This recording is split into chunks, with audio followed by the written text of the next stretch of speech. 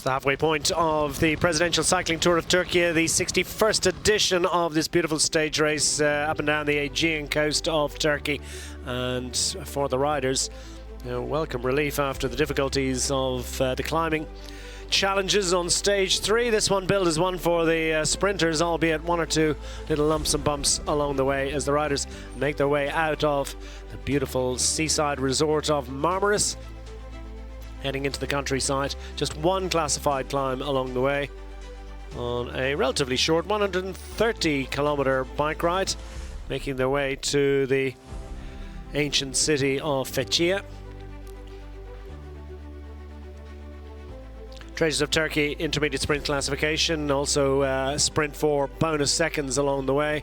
That one climb that will also distribute points towards the King of the Mountains competition. Challenging hill, but coming as it does, summited over 30 kilometers from the finish line.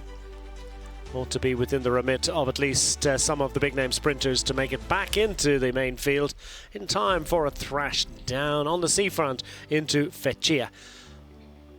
Just over 130 kilometers in front of the riders on stage 4 of the Presidential Cycling Tour of Türkiye, as the riders assembled at the beautiful seaside port of Marmaris, sitting where the Aegean Sea and the Mediterranean Sea meet. Known as Fiskos in ancient times, an important port city for the Carian civilization, and famous for yachts and a bit of bike racing as well. Ivan Sosa resplendent in the turquoise leader's jersey.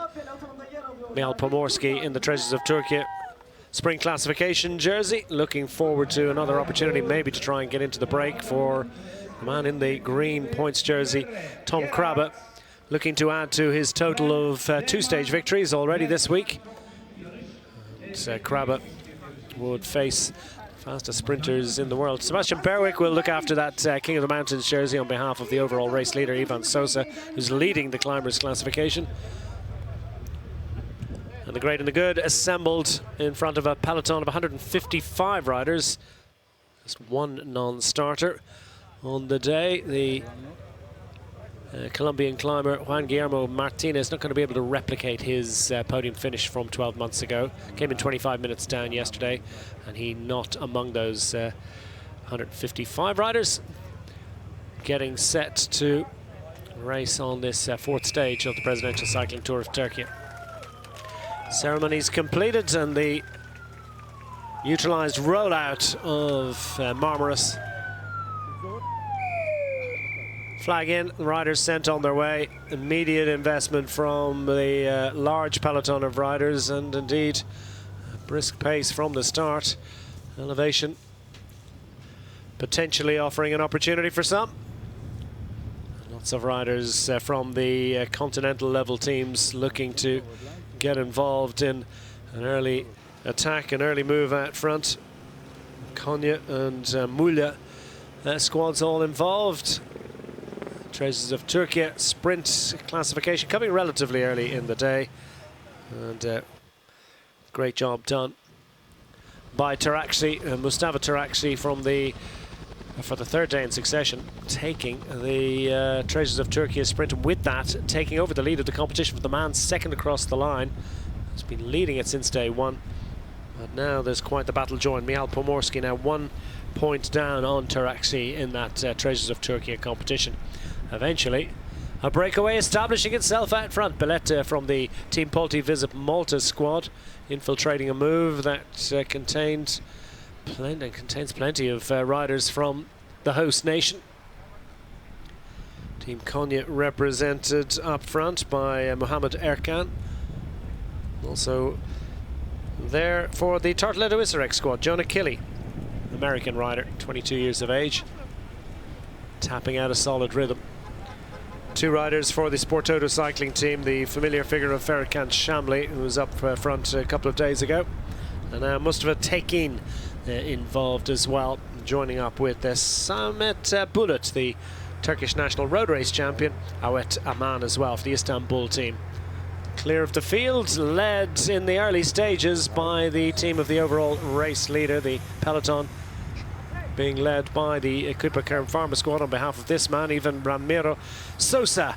And Ivan Ramiro Sosa, Imogen, looking pretty good in that blue jersey. Stunning performance on the climb on day 3. Yeah, he was very dominant on the climb up to Kieran on day 3, and now we can see him taking it a bit easier in the peloton, just trying to conserve his energy before what's set up to be a sprint finish.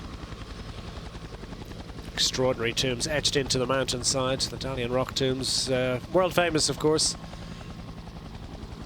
dating to coming up on 6,000 years. Not much time to take in the sights and sounds for the Alpecin Premier Tech squad, clearly minded to produce an opportunity today. Twice second this week, once from Simon de Heers and then Sentiens stepping up for the Alpecin Premier Tech squad on day 3. Which sprinter will they be trying to propel to glory today? But no surprise really to see the sprinting teams taking it up in pursuit of the breakaway. Yeah, absolutely, and you can see Caio Rural just tucked in as well behind Alpecin Premier Tech along with Equipo Kern Pharma. So a few teams looking to bring it back for a sprint, and I think that Equipo Kern Pharma will be looking to set it up for Mark Bristenga. Samet Bulut, proud moment for him in that jersey of the national road race champion of Turkey. A rider from the Muğla Büyükşehir squad, which of course is local here. It's local roads for them. 2 riders from the Sportauto team. They're always thereabouts, like to get involved in anything possible. Ferkan Shamli joined on this occasion by the man wearing number 204 on his right hand side. That's Mustafa Tekin. Taking in the sights is something that you would be well advised to do. So many different layers of culture throughout the millennia.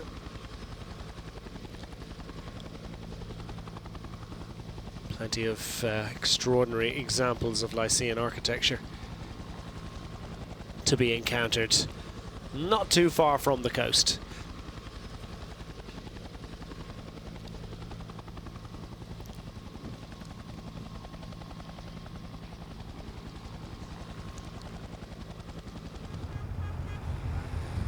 Well, he's not going to be wearing that jersey tomorrow. He's on bottle duty now for the ATT squad. Michał Pomorski's had a busy week so far, up in the break on days 1 and 2, and the rider in that Treasures of Turkey jersey now within 1 point of the race lead, so still plenty more opportunities after this one. 4 more opportunities indeed to add to his points total.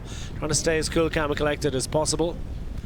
And the Turkish flags much in evidence this week. I think practically every school that this race has gone past has had plenty of Turkish flags distributed to the kids to sort of as a gesture of solidarity for all of the home riders in this event. Yeah, and we've seen a lot of action from them in the breakaways, especially from Ferkan Shamli. This is his 2nd time up in a breakaway, and he's looking strong, getting some nutrition, hydration from the car, and maybe some words of encouragement as well as they crest the top of this little climb. Yeah, plenty of climbs to be dealt with across the day. I mean, definitely one for the sprinters, but a few little testing and demanding hills that could shake things up a little bit.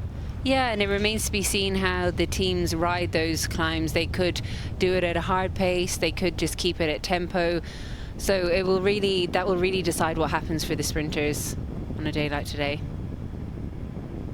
Yeah, difficult climb in prospect as they come to the intermediate sprint. Is there going to be a little bit of a shake-up? And absolutely, Ferkan Shamli fancies just scooping some bonus seconds. Not really a factor. Best placed rider in this group is the rider in yellow.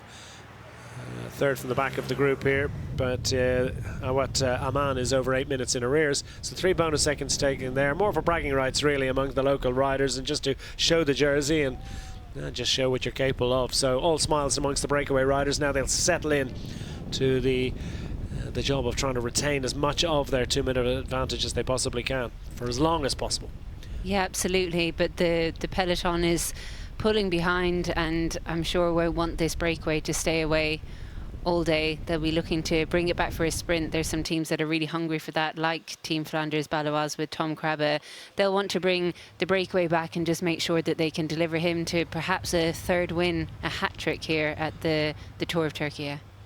Yeah, just 20 years of age. What a powerhouse he is already. What a prospect he is for the future. And Tom Krabbe just getting on the blower, perhaps calling for more water. It's a hot day, 25 degrees Celsius. Not too much in the way of humidity or wind, but these riders certainly, it's beautiful weather conditions, but nonetheless, they need to be mindful of the need for hydration and nutrition and a long week of racing.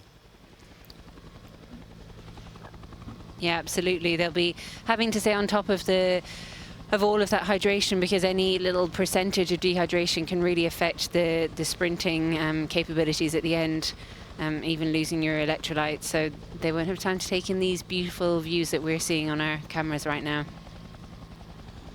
Yeah, popular marine destination indeed. It's a sort of centre of marine mercantile sales and the such like industry. Look at the Göcek Islands. Now onto this challenging, grippy little climb and the remainder of the breakaway. Well, it's disintegrated significantly, but Aman doesn't want to yield without taking potentially the mountain's points, and up and over this one. Quite the contest with Tekin.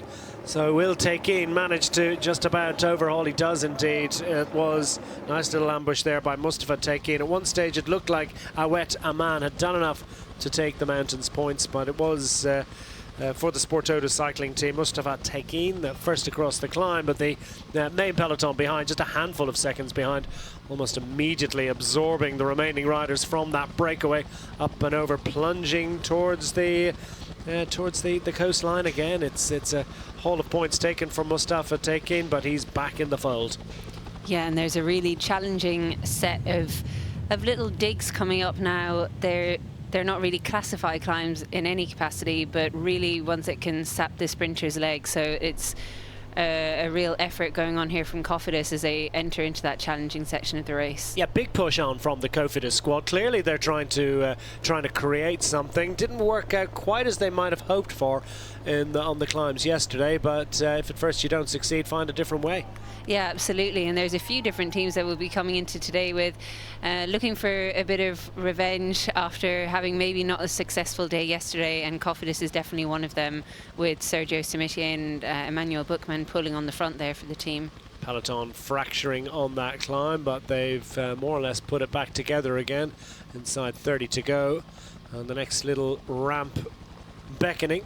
And just indeed, as those riders are coming back on from behind, one or two sprinters almost inevitably in that group that were detached on that long classified climb, just trying to make their way in, including, as you can see, third in line there, Tom Krabbe in that green jersey. He's coming back on, but that has been it's a tough old chase for the young sprinter.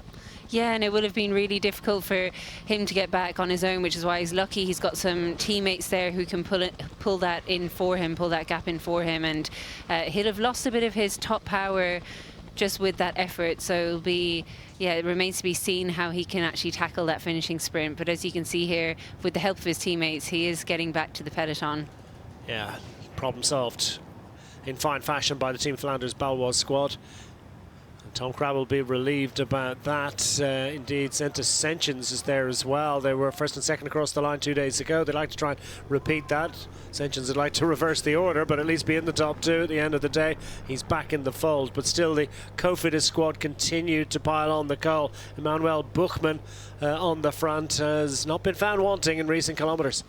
Yeah, and it's almost that they're pulling full gas just as Tom Krabbe has made it back into the peloton, so it's a bit of a relentless pace, and they're about to start another climb now. So I'm sure that any sprinters who have made it back into this group are grimacing when they see what the Cofidis duo are doing at the front. Monique as well. Samitier has done loads of great work, lots of contributions from various Cofidis riders, but they're not preventing the attacks coming. And is this Munton that's the latest to try his luck? Well, certainly the Modern Adventure Pro Cycling team have taken their cue, the tiniest hint of a stall, and that offers an opportunity, and Team Visit Malta as well, also trying to take the lead of the rest of the peloton. Total Energy, Alpecin, Premier Tech, all alive to the danger. Yeah, and this will have really split up the group and sapped some of the sprinters' legs who are trying to just sit in behind in the peloton and conserve as much energy for that final sprint. You can see it's completely strung out on a line, and it was quite a steep finish to that climb as well. Carroll, Team Picnic Post NL, all mindful and all aware of the danger. A little bit of a split at the front of the peloton here. Is this group, does it have legs? Is there going to be enough firepower in there, enough willing firepower?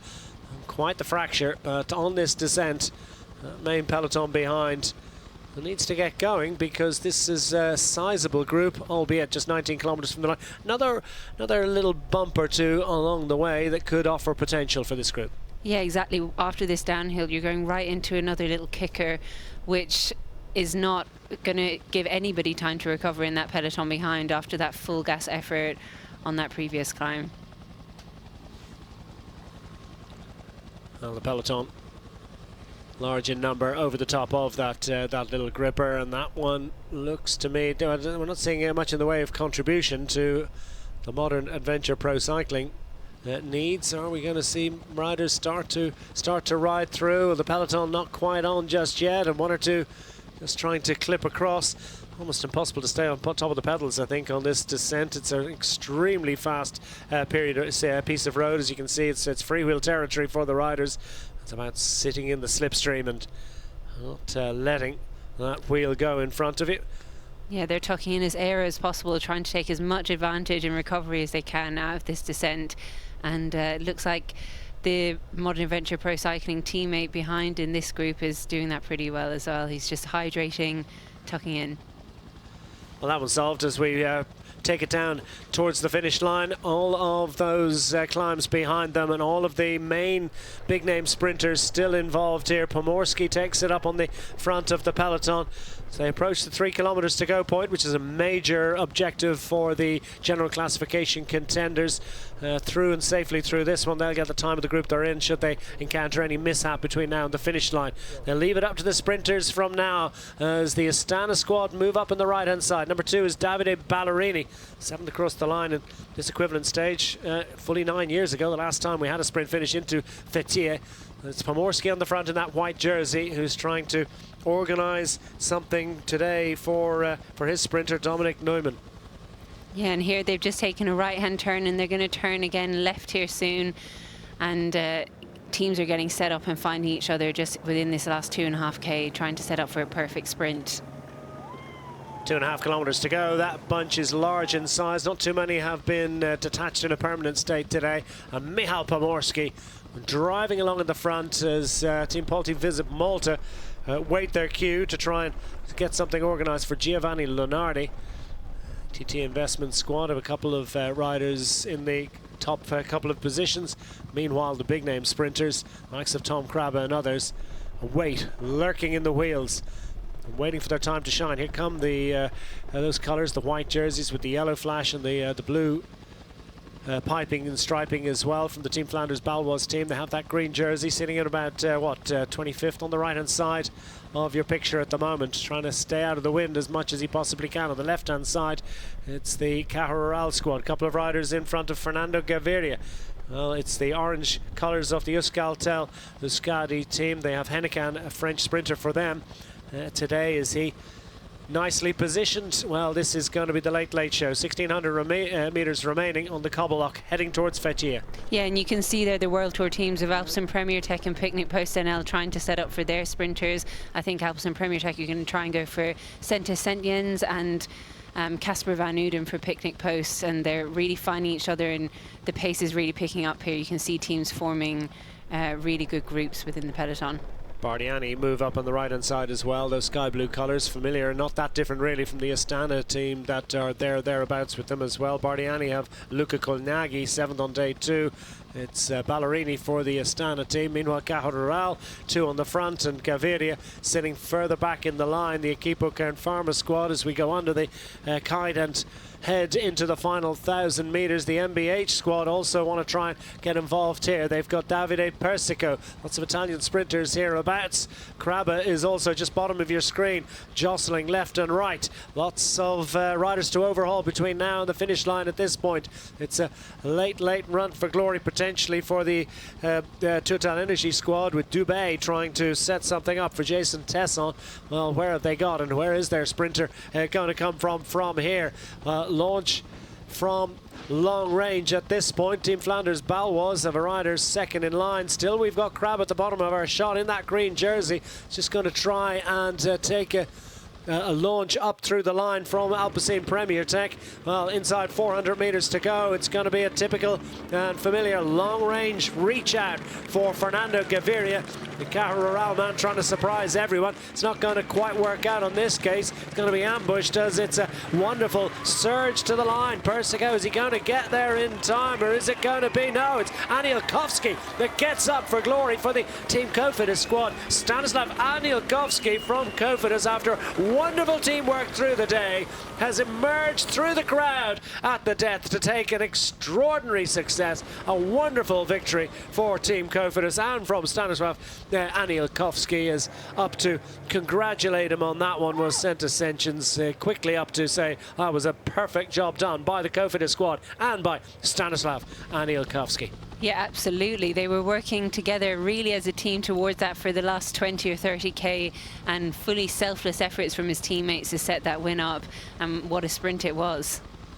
What a sprint it was indeed. At this moment, you wonder how he's going to find and thread a way through. Riley Pickrell producing a great sprint as well for the Modern Adventure Pro cycling team, but Anielkowski has enough meters in hand when he finds a way through to produce that sprint. And a powerhouse sprint indeed it was. Persico just about hanging on for a podium finish, just starting his sprint a fraction too early.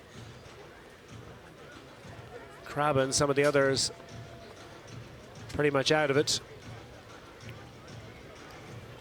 Yeah, that will be a disappointment for the Flanders Baloise team and the Alpecin Premier Tech team, who they were coming into this with, I think, unfinished business after the first couple of sprint stages for Alpecin Premier Tech. Well, there's confirmation of the finishing order at the conclusion of stage 4, with Stanislav Anielkowski getting up for victory for the Team Cofidis squad. Riley Pickrell, Davide Persico, Peñalver, Brustenga, all with a story to tell, Ballerini, Ascensions and the rest. But it's Anielkowski that's celebrating his first victory in 2.5 years. No doubt absolutely thrilled with the Cofidis team. Yeah, I really wait for this so long. All the time, somewhere top 10, top 5, but never won. So I would like to say big thank you for my team. They did today a really amazing job to make the race a little bit harder. For me, it was better because I climbing a bit better than the other guys. And yeah, today I just finished the job of my teammates. I'm really proud of them, what they did today for me. And also I would like to say big thank you for the team, that they trust in me all the time.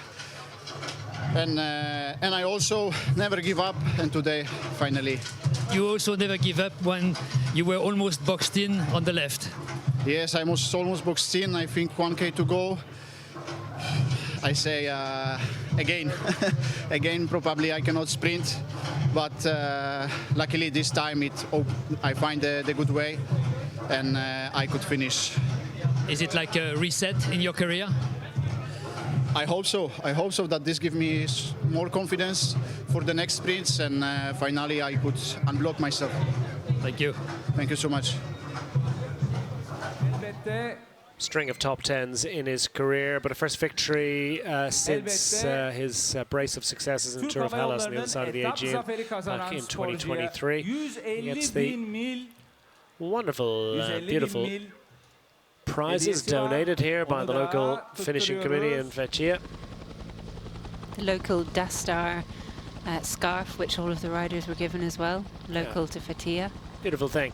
Beautiful thing as well is that the overall race leadership of Ivan Ramirez Sosa is preserved. He's got that 13-second advantage over Sebastian Berwick, and another turquoise jersey to wear for the Colombian rider as he heads into tomorrow's 5th stage. Looking forward to the stage 6 summit finish, but this little banana skin has been dealt with. And it's Evian Ramirez Sosa that leads heading into stage 5. Other jerseys, please, to the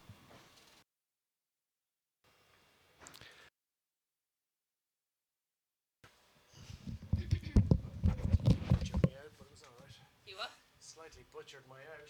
Oh no, you didn't. I was just thinking, wow, you timed it perfectly.